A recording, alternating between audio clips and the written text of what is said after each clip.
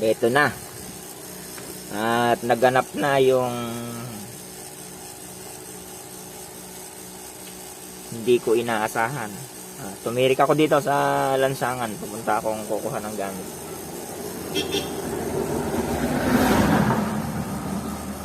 So pag in-start mo siya, start.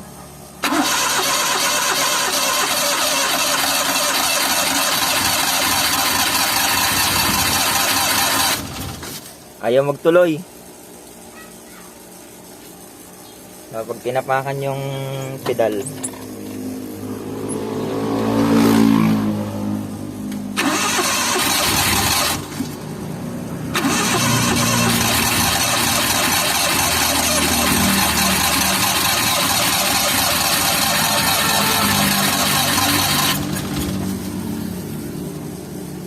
ayaw talaga.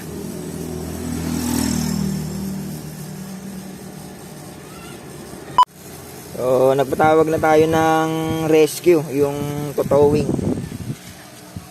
dito sa multicab.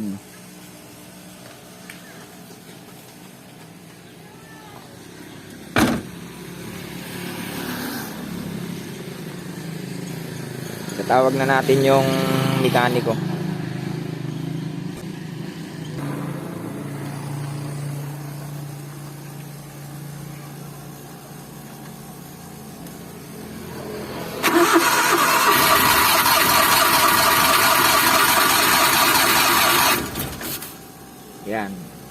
Yan yung mga problema ng multicab natin na hindi inaasahan. So, nagre-response naman yung mga spark plugs. Pero ayaw dumiretso ng andar. Kaya wala tayong magawa kundi ipatawag yung towing at dalhin sa talyer. Oo. Abangan nyo lang mga ka-DIY, mga ka-team multicab, para malaman natin kung ano ang naging problema ito.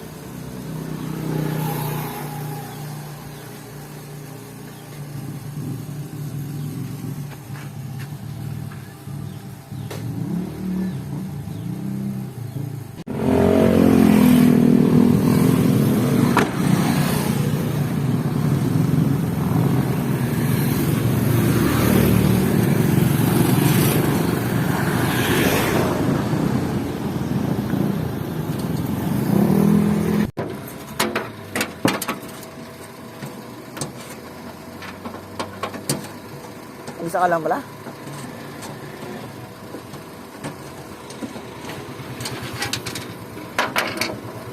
Sararan. Boom.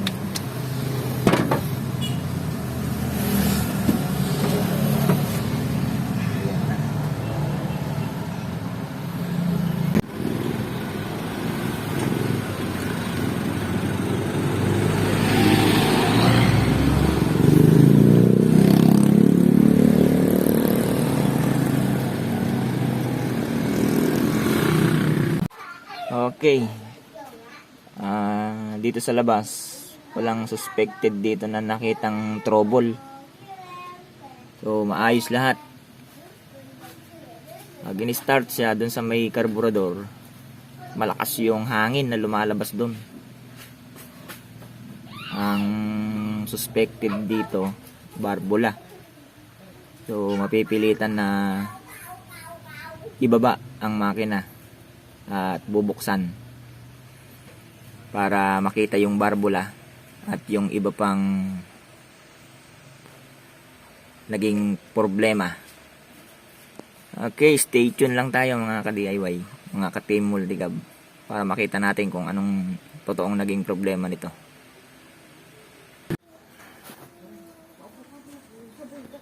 Di ibig sabihin yung mga liner nito okay din. Wala kang makita. Ibig sabihin okay yung ano. Yung ring mo kahit pa paano may gap yan, kaya lang nasa sayo yun.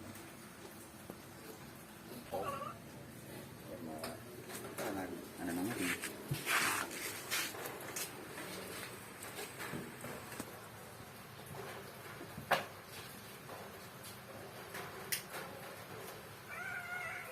tumatawid na yung pressure dito. Nagkaroon na ng kanal yung cylinder head gasket eh.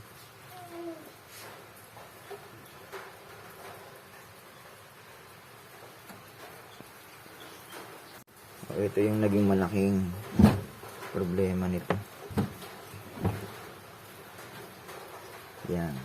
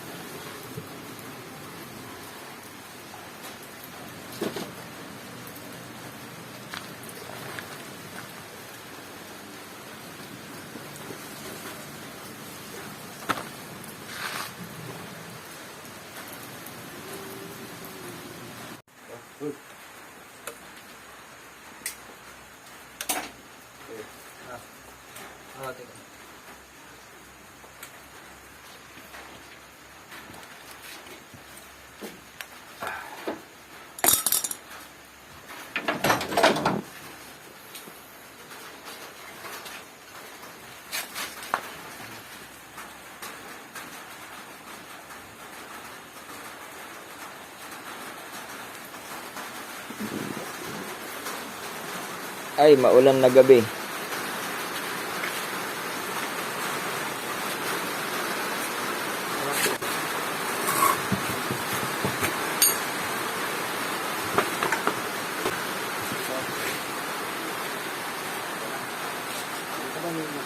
Ha?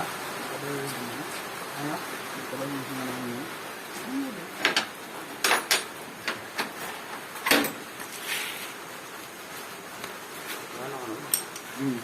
Meron ba kaya niya? Meron. Kompleto yan. Pinawala mo hangat na. Ito, dalawa na po yung chief mechanics natin dito ngayon. Na? Kasi ako isa lang. Welker na lang, welker.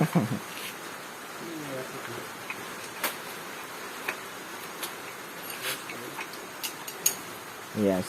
Sa pangalawang pagkakataon na nakita din niya.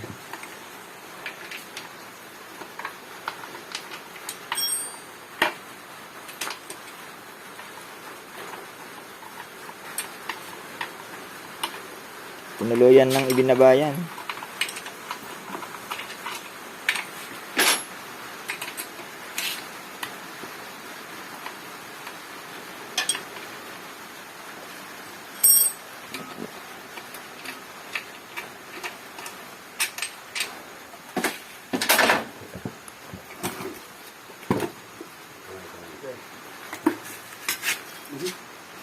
Tubig.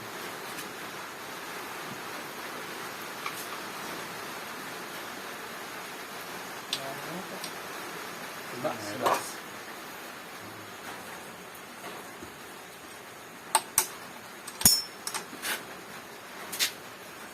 Dito pa.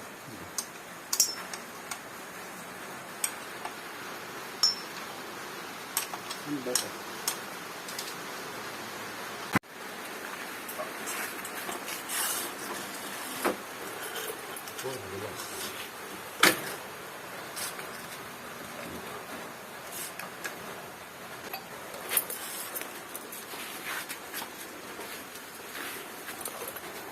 Face.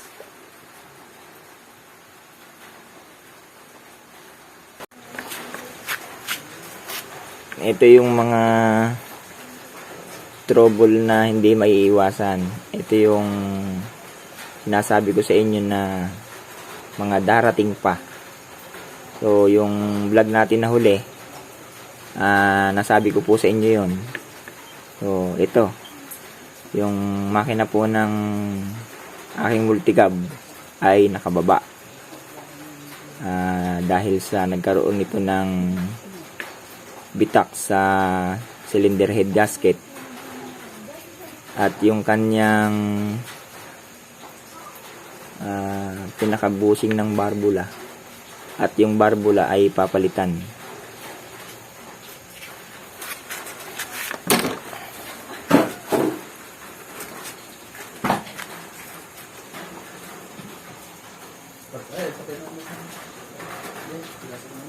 Ha?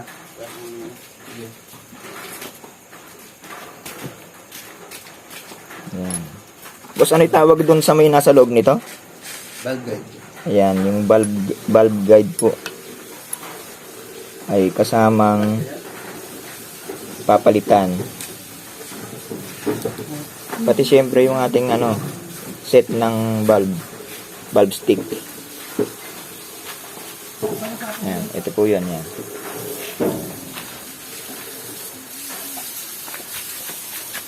Yung ating liner ay walang problema. Yung piston ring natin nagkaroon ng gap na medyo maluwang, kaya papalitan na rin. At bahala na yung ating mga bossing dito. Shout out natin yung dalawang chief mechanics. Ayan, si Kuya Raster at si Boss Ryan. Shout out sa inyong dalawa.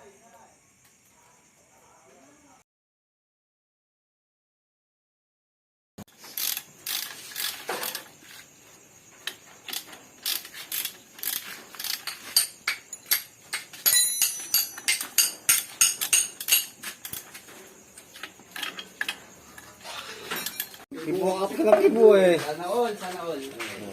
Sana all may nilalaro.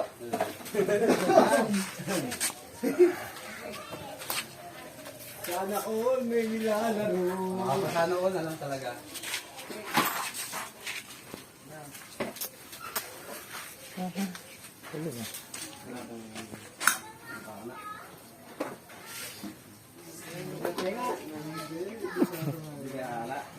Okay.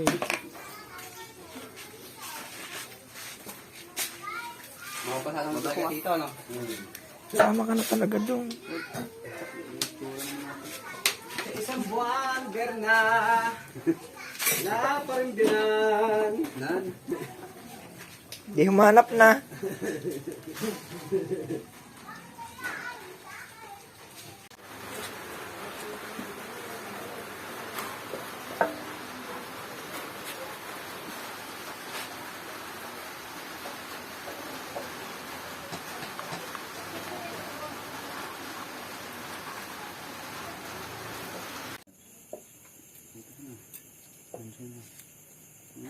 Diyan lang.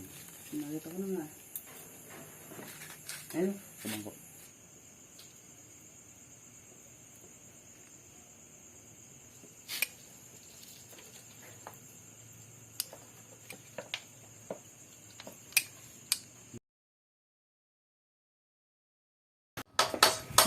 Ang bilis naman, di ko na tuloy inabutan ah. Oh. Ito po, buo na yung makina. Napagkabit-kabit na lahat. At ilalagay na ngayon sa ilalim. Kakabit na. Kaya naayos na ni Kuya Raster yung nasa ilalim. Oops. Yan.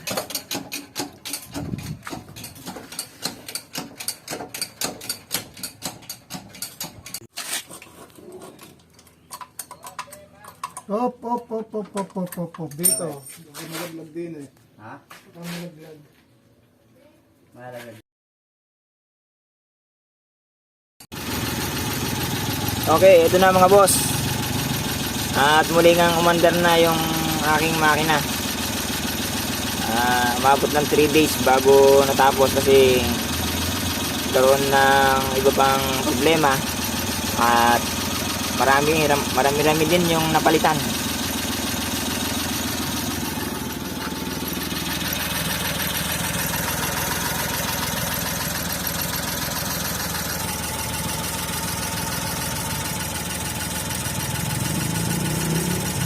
Palit kami dyan ng barbula set at saka yung pinaka valve guide dun sa cylinder head. Pinalitan na rin yung ating valve guide.